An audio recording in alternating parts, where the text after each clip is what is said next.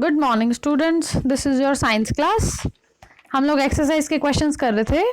1 to 4 हमने कर लिए थे और देखो बचे हुए क्वेश्चंस आज पूरे कर लेंगे हम लोग। आज का आपका चैप्टर पूरा हो जाएगा। और आपको पता है मैंने आपको बोला था जिस दिन भी चैप्टर पूरा हो जाएगा उससे नेक्स्ट डे आपका टेस्ट होगा।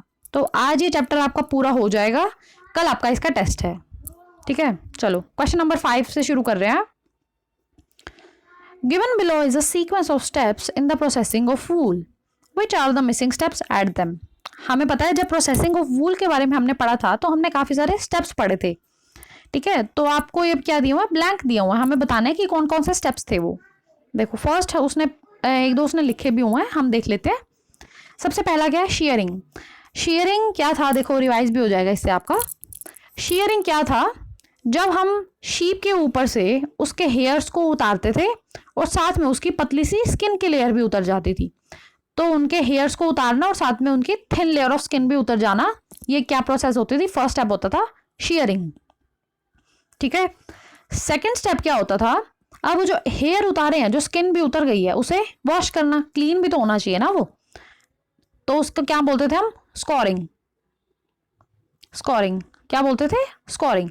क्या था स्कोरिंग, जो हमने हेयर्स उतारे हैं शीप के ऊपर से या फिर किसी भी एनिमल के ऊपर से, जो भी वूल जिससे हमें मिल रही है, तो उनकी जो स्किन आ गई है और जो हेयर आ रहे हैं उन्हें क्लीन करना, वॉश करना। सेकंड स्टेप क्या होता था, स्कोरिंग। थर्ड स्टेप भी उसने बता रखा है, क्या होता था, सॉर्टिंग। सॉर्टिंग में क्या करते थे, अब अलग अलग शीप्स के अलग अलग हेयर हो सकते हैं, अलग अलग उनका टेक्सचर हो सकता है, कुछ सॉफ्ट होंगे कुछ हार्ड होंगे, तो उन्हें अलग अलग करना, सॉर्ट कर देना। सॉर्ट मतलब अलग अलग सेपरेट कर लेना उन चीज़ों को, उसे हम क्या बोलते थे, सॉर्टिंग बोलते थे।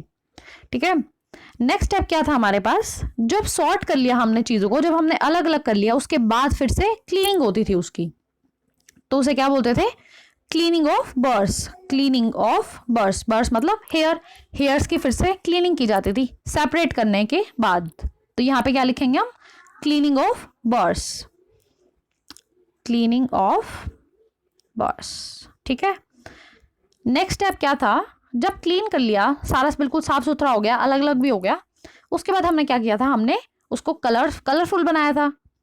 क्योंकि जो शीप के हेयर होते हैं वो हो सकता है वाइट हो या ब्राउन हो या ब्लैक हो, इस तरह के होंगे और कोई कलरफुल तो होंगे नहीं। तो हमने फिर क्या किया था, डाई किया था उन्हें, डाई। तो नेक्स्ट स्टेप क्या होगा हमारा, डाइंग। डाई, डाई करना, उनको कलरफुल बनाना, उन पे सुंदर सुंदर कलर्स चढ़ाना। क्योंकि हम जो वुलन क्लोथ्स पहनते हैं वो सिर्फ 3 कलर के थोड़ी होते हैं, ब्लैक, वाइट, ब्राउन, इन 3 कलर्स के नहीं होते हमारे कपड़े। हमारे कपड़े तो बहुत सुंदर होते हैं, कलरफुल होते हैं। तो वो कलरफुल कैसे होते हैं, वो डाई कर देते हैं उन वूल को ही। ठीक है, और एक लास्ट स्टेप भी यहाँ पे ब्लैंक आएगा, एक और आपकी बुक में होगा, ये 3 ब्लैंक्स। एक और था उसके बाद लास्ट में, रोलिंग। मैंने आपको बताया था जब उसके बाद कलर हो जाता है उसके बाद क्या करते हैं, उनको बड़े बड़े उनके रोल बना के मार्केट में बेचने के लिए रख देते हैं। उनको क्या करा जाता है, रोल बनाए जाते हैं। देखो मैंने यहाँ अच्छे से लिख दिया है। शेयरिंग आपका दिया हुआ है, स्कोरिंग हमने लिखना है, सॉर्टिंग दिया हुआ है, उसके बाद हमने फिर से क्लीन किया, डाई किया, उसके बाद रोल बना दिए। ठीक है, ये आपका हो गया क्वेश्चन नंबर 5। आपकी वैसे ये प्रोसेसिंग ऑफ वूल वाली सारी प्रोसेस भी रिवाइज होगी अच्छे से। 6th क्वेश्चन में वैसे तो आपको अब क्या करना है, डायग्राम बनाने हैं। हो सके तो आप लोग बना लेना, कुछ बच्चों को शौक होता है डायग्राम बनाने का, तो आपको भी अगर इच्छा हो तो बना सकते हो आप लोग। PNB में बना लेना अपनी, या फिर एक काम करना, आप लोग जो ब्लैंक पेज आते हैं ना, जो A4 साइज के, उस पे बना लेना, ताकि आप लोग बाद में कहीं पे अपने नोट्स में चिपका सको उसे। ठीक है, वहाँ एक अच्छी सी शीट पे बना लेना जिसमें अपने नोट्स में चिपका लेना उसे बाद में। फिर मतलब अगर अपनी PNB में बनाओगे तो फिर वो बाद में वेस्ट हो जाएगा। सुंदर से पेज पे बना लेना ताकि आप लोग अपने नोट्स में चिपका सको। ठीक है, किस चीज़ का डायग्राम बनाना है, 2 stages of life history of silk moth. तो आप लोग क्या करना है, एक तो बना लेना कुकून, कुकून, और एक जो उसके बाद थी डेवलपमेंट ऑफ सिल्क मॉथ, जो कुकून के बाद बनता है। तो ये मतलब कोई भी बना सकते हो आप, 2 स्टेजेस बना सकते हो लाइफ हिस्ट्री की। जो हमारे पास डायग्राम था ना, जो मैंने आपको life history of silk moth पढ़ाया था, तो उसके बाद उसमें जो स्टेजेस थी हमने काफ़ी सारी पढ़ी थी, उसमें से कोई भी आप लोग 2 बना लेना। ठीक है, directly related to production of silk. वैसे तो अब यही बनानी पड़ेंगी क्योंकि प्रोडक्शन ऑफ सिल्क की बात कर रहा है, तो सिल्क कहाँ से बनता है, तो कुकून से बनता है, उसके खोलने के बाद बनता है, तो आपको वही बनाने हैं। आपकी बुक के अंदर जो डायग्राम था उसमें बिल्कुल 6 वो दिए हुए हैं आपके, 6 इमेजेस दी हुई थी, और जो बिल्कुल नीचे वाली थी ना, एक कुकून और डेवलप्ड सिल्क मोथ ये लिखा हुआ था, तो वो वाले बना लेना आप लोग, बिल्कुल नीचे नीचे दिए हुए हैं आपको, ठीक है। ये वाले 2 स्केचेस बना लेना। चलो क्वेश्चन नंबर 7 देखो, out of the following which are the 2 terms related to silk production. अभी आपके पास इतने सारी टर्म्स दी हुई हैं, हमें ये बताना है कि सिल्क प्रोडक्शन से कौन सी मिलती जुलती है। फर्स्ट है सेरिकल्चर। सेरिकल्चर तो आपको पता ही है, रियरिंग ऑफ सिल्क मोथ, यही होता था ना कि सिल्क को पालना, सिल्क मोथ जो है उसको पालना पोषना, उसकी ब्रीडिंग कराना, उनका ध्यान रखना, यही तो होता था सेरिकल्चर। तो ये तो डायरेक्टली रिलेटेड है ही, तो कौन सा हो गया, सेरिकल्चर। हिंट भी दिए हुए हैं, हम लोग ये भी पढ़ सकते हैं। Silk production involve cultivation of mulberry leaves and rearing silk worm. अब रियरिंग सिल्क वॉर्म मतलब उन्हें पालना, और मलबरी लीव्स को क्या काम था, क्योंकि वो जब मैंने आपको बताया था ना लाइफ हिस्ट्री, तो हमने क्या पढ़ा था, जो जब लार्वा पैदा होता है, वो जब एग के अंदर से निकलता है, तो वो 15-20 दिन, कम से कम 25 दिन तक वो क्या करता है, कॉन्टिन्यूसली खाता रहता है, खाता ही रहता है। और वो खाता क्या था, मलबरी लीव्स को खाता था। तो मलबरी लीव्स और सिल्क वॉर्म को पालना पोषना, उनका ध्यान वगैरह रखना, उनकी कल्टीवेशन करना, तो ये क्या होता था, सेरिकल्चर के अंडर आता है। तो फर्स्ट टर्म कौन सी होगी सिल्क प्रोडक्शन से रिलेटेड, सेरिकल्चर। सेकंड देखो, हिंट से पता लगेगा हमें, scientific name of mulberry is Morus alba. अब मॉरस से रिलेटेड मिलती जुलती टर्म है मॉरिकल्चर, तो यहां से हमने पता लगाया कि मॉरस एल्बा से मिलता जुलता क्या है, मॉरिकल्चर। सेरिकल्चर तो हमें पता ही था, मॉरिकल्चर भी होता है एक सिल्क प्रोडक्शन से रिलेटेड, ठीक है। ये आपका हो गया क्वेश्चन नंबर 7। क्वेश्चन नंबर 8 देखो, कॉलम्स आपने मैच करने हैं। अब स्कोरिंग, स्कोरिंग क्या होता है, जस्ट अभी मैंने आपको बताया, जब हम उस शीप के ऊपर से उनके हेयर और स्किन उतार लेते थे, उसके बाद उन्हें वॉश करते थे, क्लीन करते थे, तो वो क्या होती थी, स्कोरिंग होती थी।